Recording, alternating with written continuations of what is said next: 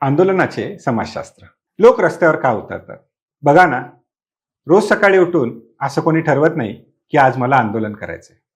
मग का बरं सामान्य व्यक्ती रस्त्यावर उतरतो? लाखो विद्यार्थ्यांना महिने, 2 महिने, 4 महिने अभ्यास केला, मेहनत केली, दिवस रात्र अभ्यास केला, परीक्षा दिली, परंतु नंतर परीक्षा कॅन्सल झाली. मग त्या विद्यार्थ्यांना असं नक्कीच वाटणार आहे की माझ्यावर अन्याय झालाय, मला न्याय मिळालेला नाहीये. मग या क्षणी जन्म होतो आंदोलनाचा. आता याबद्दल समाजशास्त्रज्ञ टेड रॉबर्ट गर यांनी त्याला नाव दिलेलं आहे रिलेटिव्ह डेप्रिवेशन, म्हणजेच सापेक्ष वंचितता.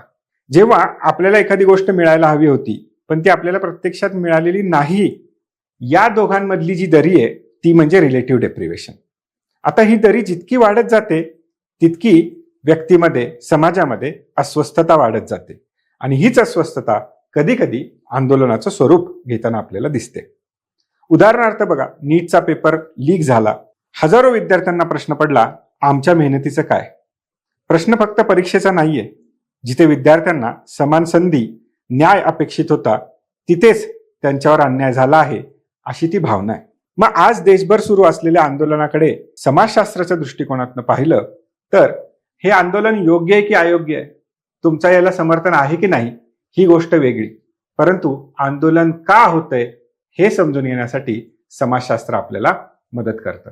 आणि म्हणूनच मी म्हणतो, आंदोलन समजलं तर समाज समजेल, समाजशास्त्र समजेल.